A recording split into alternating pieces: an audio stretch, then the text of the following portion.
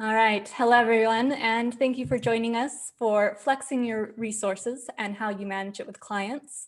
The session will start with a bit of scene setting and a discussion from our guest speakers. This afternoon, we have Nir Golan, the Director of Consulting at Elevate, David Halliwell, a partner at Pinsent Masons, and Iain Brown, Head of Alternative Resourcing at Ashurst Advance.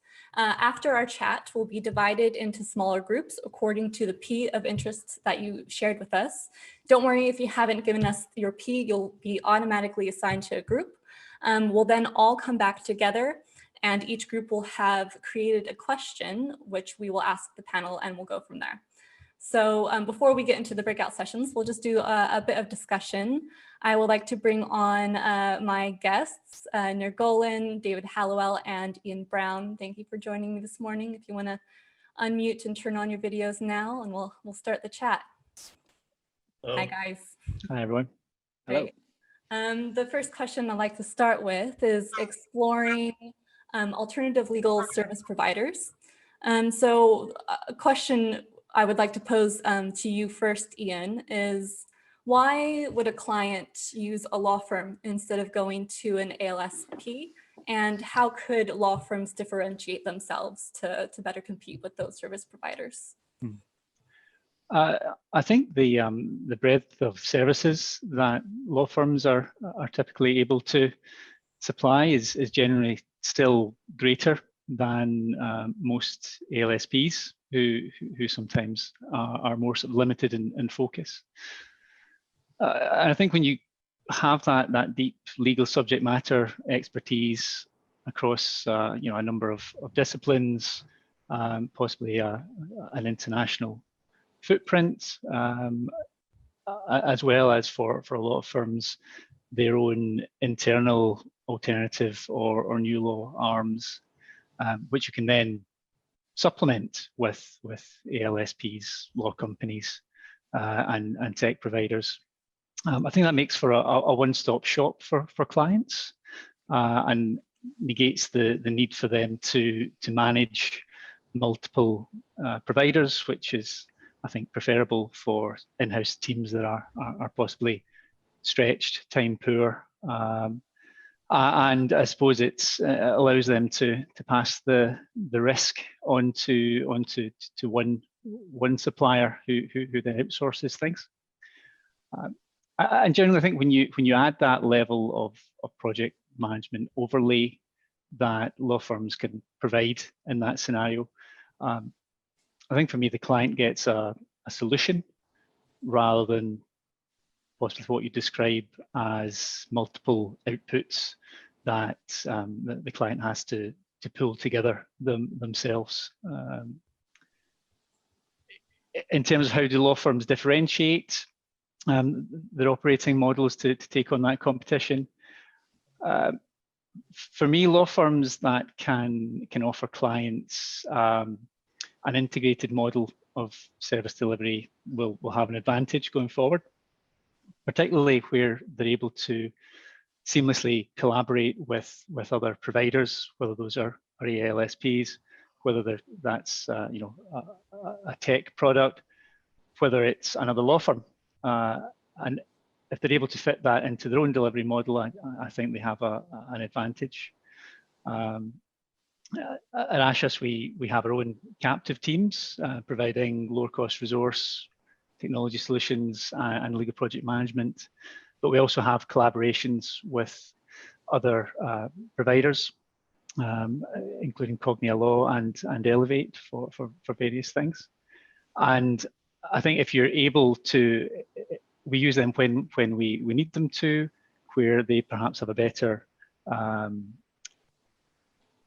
strength in a particular area than us, and where you're able to either scale up or extend your service offering by collaborating with others. I think that's when law firms will be able to differentiate, and those are the firms that you'll see doing well. Yeah. What about from your perspective, David? How do you think law firms can differentiate those sort of service providers?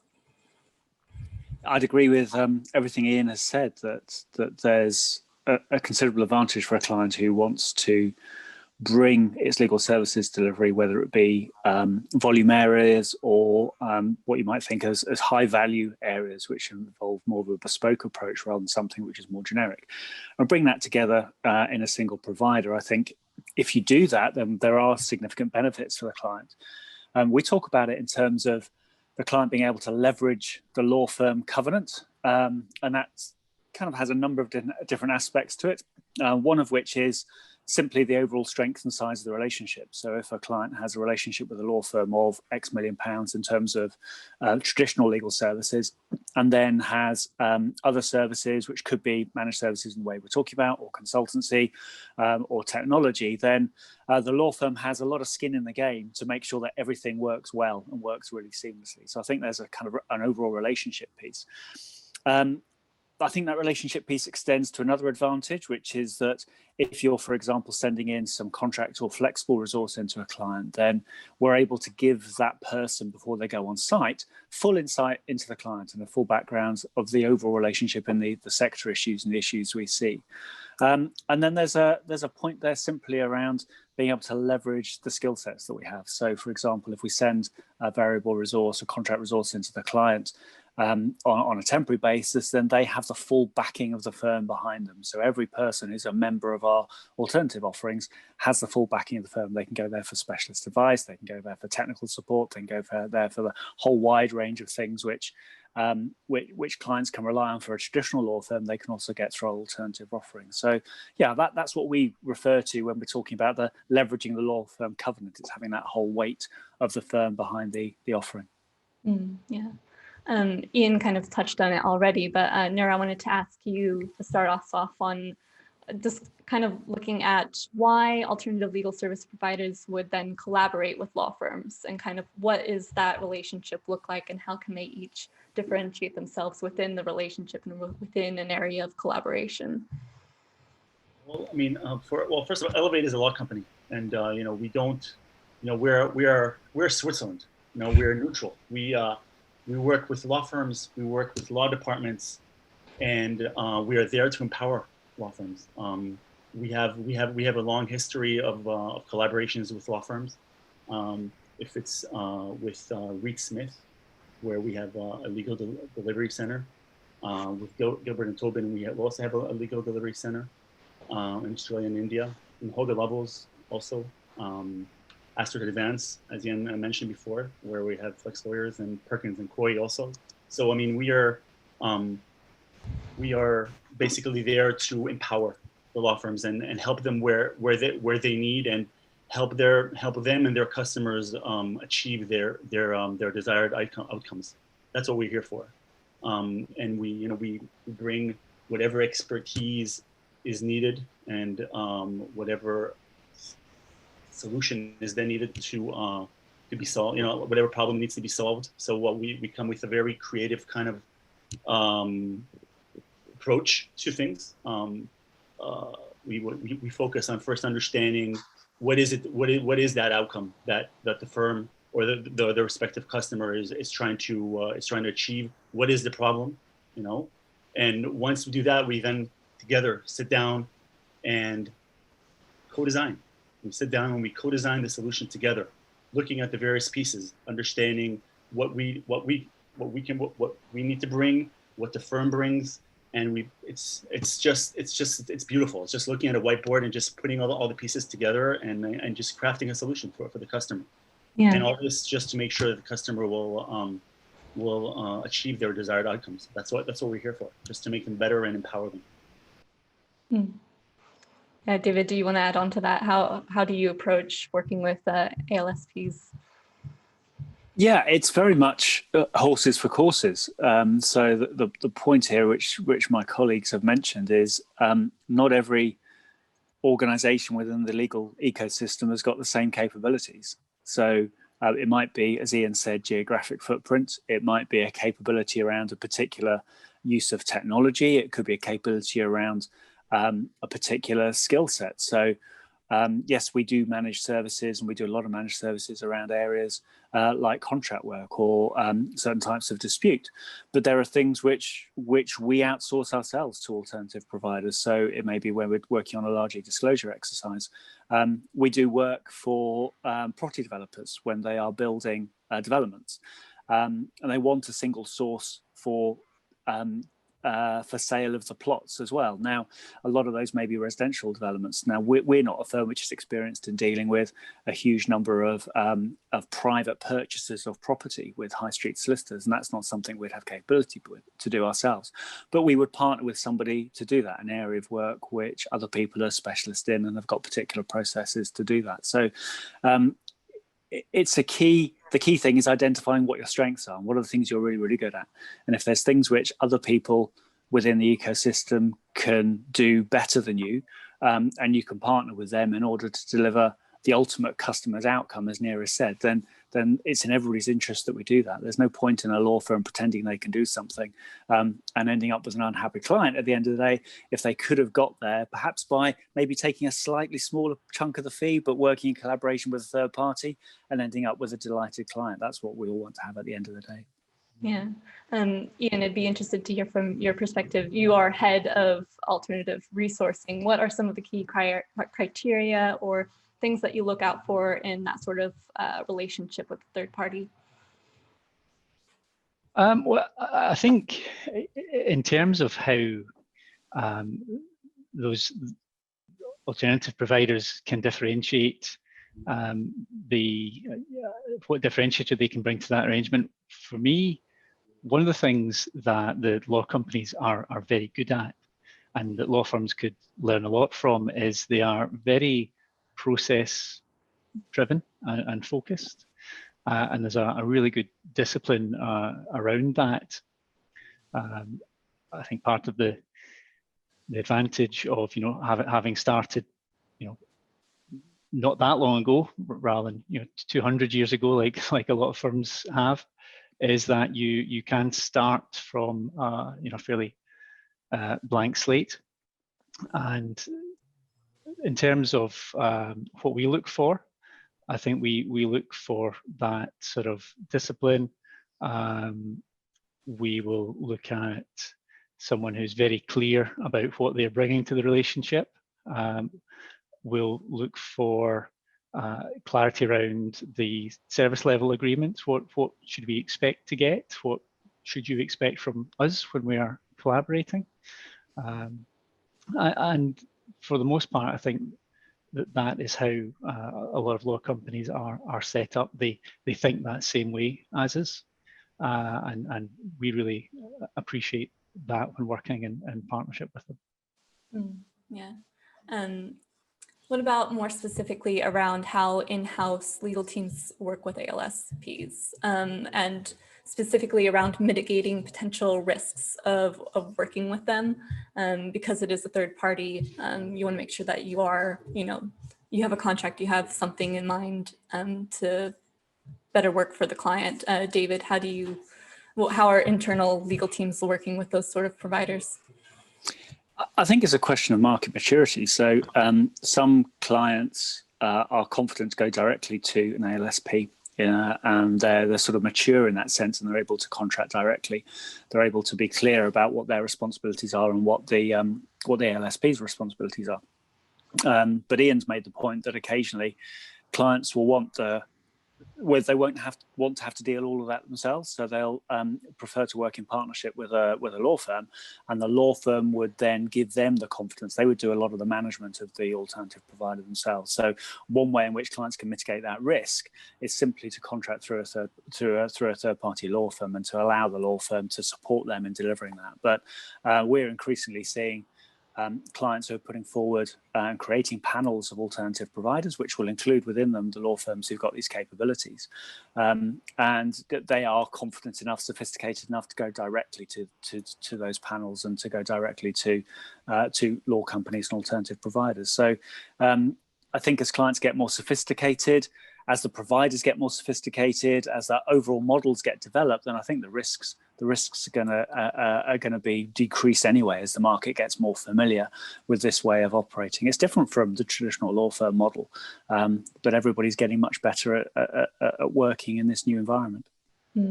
How about you at Elevate, Nir? How are you seeing that sort of in-house and mitigating risks with clients?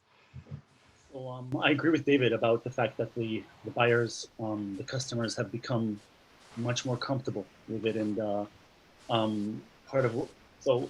I spend a big part of my time working with law departments. I work with law firms, but I work also with law departments, and they've come to a point where they very, very directly and freely approach us, because they're familiar already with what we do and what we bring to the table in terms of options. If it's process, if it's people, if it's technology, if it's data, the ability to have all these solutions that we can then design and craft together with them, and one of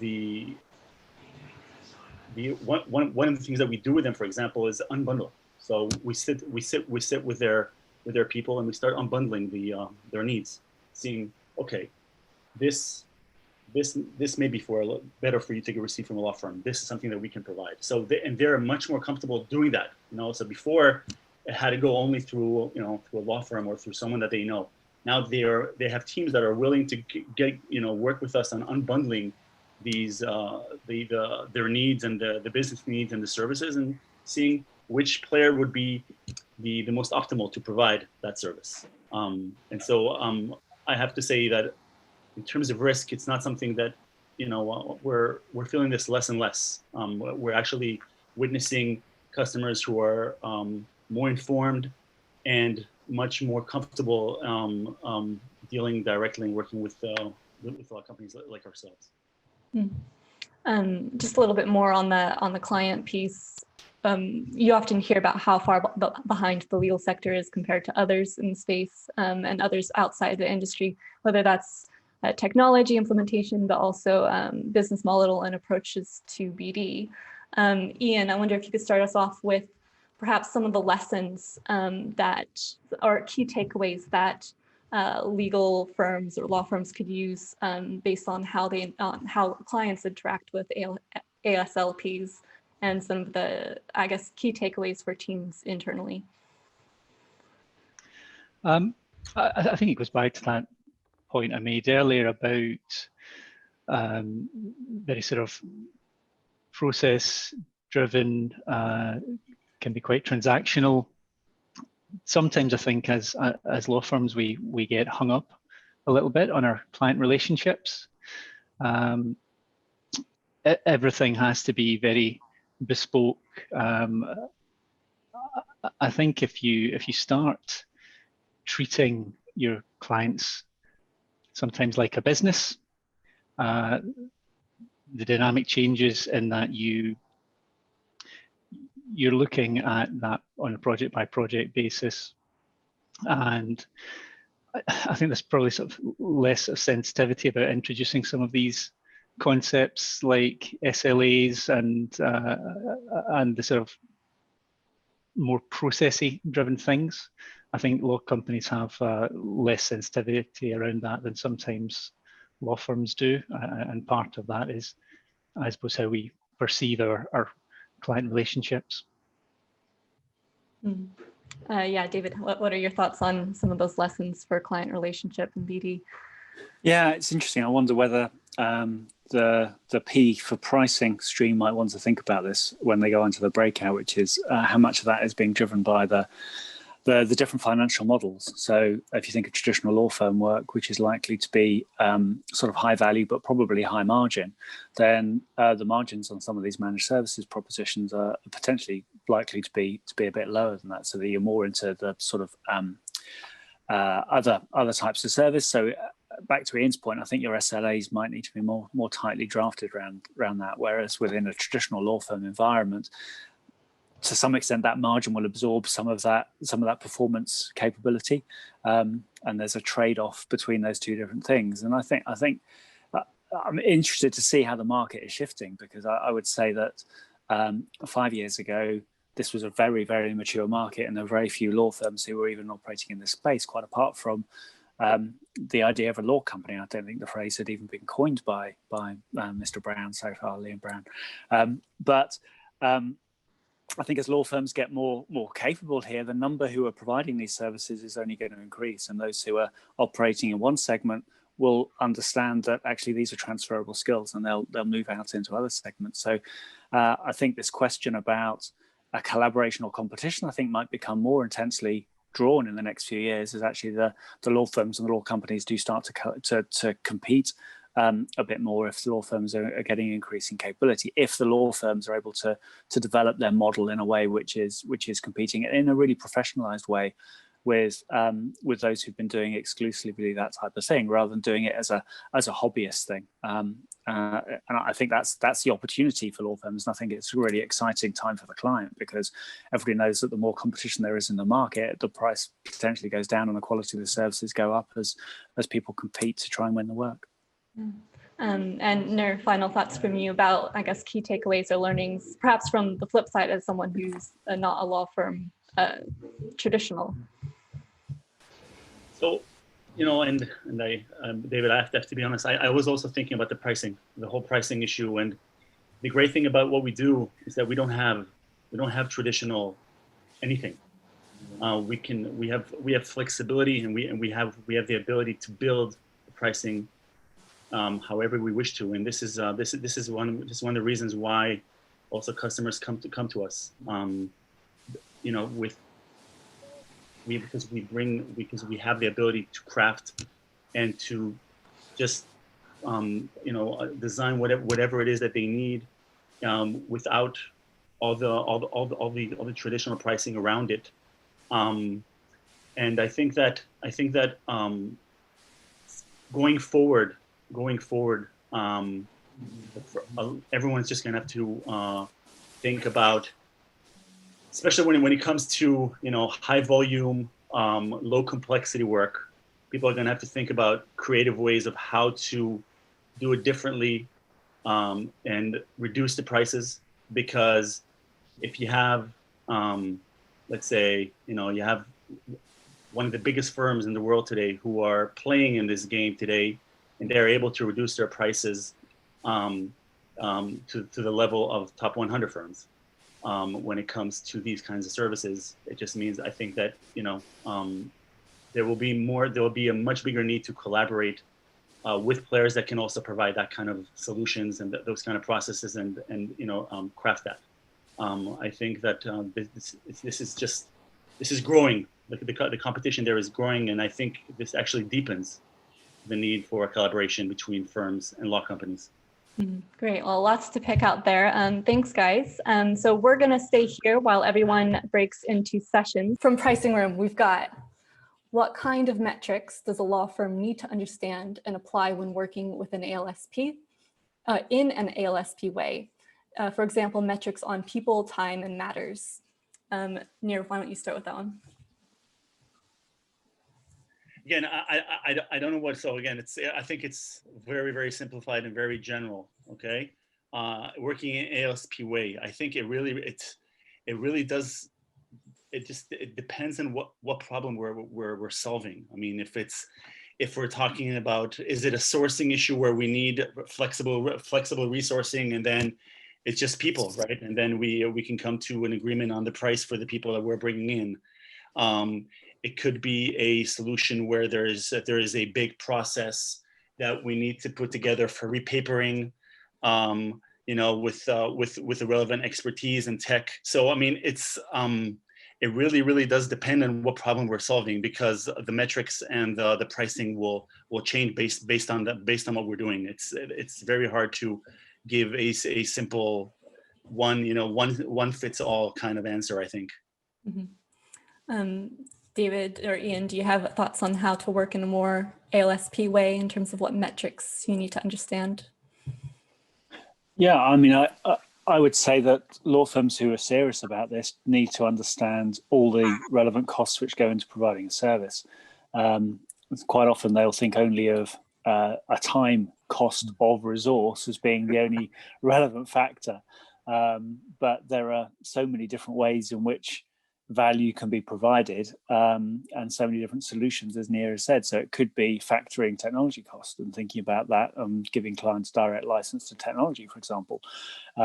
It could be making sure you remember to factor in your premises costs. You know, all the things which sometimes are seen as below the line need to become above the line, so that people can start to think about the total cost of providing a service. There's no point in trying to provide something and then find out that with the best will in the world you've ended up upsetting the client because you haven't been able to deliver it, because you've priced it in a way which means you can't deliver to the quality that the client's expecting. So I think law firms need to get, in some respects, more sophisticated and bring all of these things together into the model which they're putting together in order to be able to provide the service.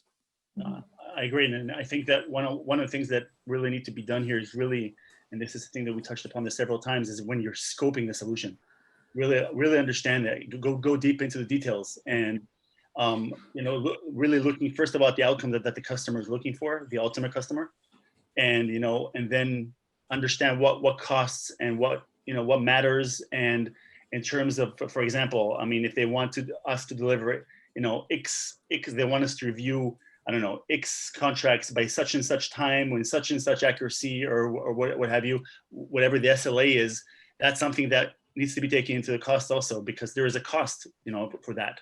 So again, going into details, you really have to understand the problem, the solution, the outcome that the customer is asking for. Mm-hmm. Yeah, I would agree with all those points, and probably more so because I think typically where clients are looking for projects to be delivered by ALSPs or an ALSP-way, there really is a big move towards price certainty, fixed fees, per unit costs, however you're doing that. And when you're not factoring in those points that David and Nir have talked about, you can quickly find yourself underwater if you haven't scoped. I think there's far less room to bill by hourly rates in these sorts of projects. Our next question is, how is performance being defined by clients, and how is this being worked into solutions? Iain, why don't you start that one? I don't think that there's one size fits all. I think it's a question that providers should ask. They should settle with the clients. What is success going to look like for you on that, and work from there. What is the ultimate goal here? Is it to get this done quickly? What quality level does this need to be done? How much are you willing to spend? What is the metric that is important to the client? I think you first have to understand that, and then, like we were talking about earlier, with your service levels agreement, structure everything around about those ultimate aims that the client has for that project or for that piece of work.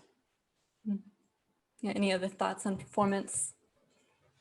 Yeah, I mean, there's I'll give you a litigation example, and I'll give you a contracting example. So by way of a litigation example, if a client has a certain category of dispute, which is almost a sort of business as usual dispute, it could be an employment issue, so how many employment tribunals they have, or it could be some sort of other consumer issue, that they have a total cost of those disputes. They have, yes, the fees which they expend on doing it through third-party legal advice. They have the internal cost of managing those disputes, and then they have the settlement or award amounts.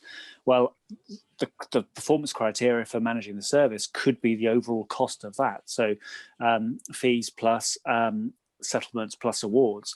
And if that is then defined as the metric, then both parties, the service provider and the client, both have skin in the game in terms of reducing the overall cost of that to the business. So it's not just the service provider churning through the disputes and making sure that they're processed, it's actually trying to affect the outcome, so that the total cost of that as an issue for the client comes down. And then on the contracting side, talking to clients about customer contracts. So if we're working with a client in the way in which they are contracting with their customers, then one of the outcome metrics on that could be, well, how quickly do those customers end up actually paying for the services? Because what contractual mechanisms have you put in place? What have you done by way of negotiation to make sure that the performance metrics within the contract that the client is entering into and that you're helping them with is actually enabling them to get paid at the end of the day much more quickly? So some of the metrics which are being thought about are really back to Nir's point. What is the client outcome which they're looking to deliver? This isn't just about the service. What is the ultimate business outcome which you're trying to support through that legal service? And I would just like to add one thing. I think, and it's key. It really is key, is understanding the industry of your customer, because it changes everything. So, and that's also where one of the biggest value drivers are. So I think that if you have first thing when you're scoping the solution and you're talking about the outcome, you also have to understand the sensitivities and the risk, how sensitive the customer is to risk, depending on the environment and the business environment. So where you have for example, environments where the highly regulatory, like financial institutions, the outcomes and the SLA and the precision, and there's so many things that need to be factored in there, because it's such a regulated industry that this also needs to be taken into consideration in the scoping and the solution. So and the pricing, of course, because this has to be taken into consideration. So I think that one of the keys to do when you're scoping is to also make sure that we understand the industry of the customer, and price it accordingly. I believe we've touched on this a little bit, but the other question was, law firms traditionally look at metrics of the billable hour, as we've mentioned, and reward performance metrics along these lines, or price it accordingly. What is their advice on both pricing and performance metrics? David, do you want to elaborate a little bit more on those points? Well, I think the big point is shifting from inputs to outputs. So instead of measuring just what your inputs are in terms of hours and people deployed, let's look at the client outputs. And if you shift your perception to looking at it in that way, then everything else changes, because you start to tailor the level of service that you're providing, you tailor the way in which you're providing it, you're tailoring the things you do yourself rather than things you contract with third parties to do. If you shift it, your thinking in that way, then your model is turned on its head. And that's what some people say the whole legal sector needs to do in order to really deliver what clients are looking for. I don't think we have any other questions from the groups, but I do have a question around one of our 5 Ps on pitching. What are some of the, again, the lessons that we can take from the ALSPs and apply to law firms in terms of specifically pitching to clients? Iain, do you want to start that one? I think this has already been touched on a little bit, but I think in any scoping, any pitch document, I think that scoping is really key when you're looking at this for clients. Really understanding how these types of projects are delivered, how you're working alongside the client, and in terms of how you're working alongside the client, understanding what you need from them. I think in a lot of sort of ALSP type matters, there's this question of, is it a case of outsourcing a project, or is it an extension of the in-house team? How are you going to work alongside the clients, and showing a knowledge of how you're going to deliver, because a lot of clients, they've heard things about technology, automation, AI are good examples. I think sometimes clients, they've seen it in the legal press, they've heard someone else has used it. It's this panacea, it's going to solve all the problems. And I think actually being very honest around the capability, how that's going to be used, how you're going to use that, its limitations, I think is, and showing that you really understand that technology, the tools that they might use. I think getting that across in pitches is very important. Any other thoughts on the pitching process, David? I think it's interesting to see how these services are being blended together in order to land and expand. How you might necessarily start off with something which could be a pure consultancy gig. Okay, let's have a conversation with the client about the problem they're trying to solve, or even the problems they might not yet have perceived, which we can help them with because we've got experience. On the back of that, there may be a point solution in terms of a bit of technology which might be licensed. Then there may be a wider implementation project of a change in the model coming out of the implementation of the technology. And then on the back of that, there may be a managed services solution available at the end. So it's thinking about not just going in with one service, but actually what's the evolution of the services and how can the different things which you're able to provide be blended together. And that goes towards your pricing as well. So if you think you've got 3 or 4 different levels of the evolution of the service, well, how do you price the different elements in order to enable them to support each other and to guide the client on that development journey? Yeah. I think the last question in our last 4 minutes I'd like to discuss is a little bit about business structures. We haven't really talked on that yet, and I think a lot of ALSPs are in a unique position where many of them apply to be ABSs, alternative business structures, and how that might bring sort of advantage compared to that of a traditional law firm, which we've been talking about, the traditional process and stuff. But Nir, I don't know if you have any thoughts about ABSs and kind of how different business structures can apply here. Yeah, so I think that, and I think I said it before, and I think that the lack of structure is what really enables us in so many ways to bring into consideration a lot of creativity and flexibility to what we bring. We aren't dictated by, again, in our case, in Elevate's case, where we are like a law company, and we don't have partnerships, we don't have various kinds of business owners that we have to please, and that it's a very, very complex structure. Law firms have, again, I originally came from law firms, then I worked also in-house, so I've seen both sides, and it's very hard to please everyone, and there are a lot of issues that need to be taken into consideration when you're working in a law firm. And when you're in a law company where you don't have any of that, things make it easier to be, 1, more creative, 2, much more focused on the customer, I think, and on what the customer really wants to achieve without taking into consideration all these other issues that law firms have. And I think that it's a big advantage for ALSPs. David, do you want to add on to that? Yeah, so we operate all of our services currently through the medium of the law firm. We don't operate through a separate entity, except for one of the services, one of our consultancy services.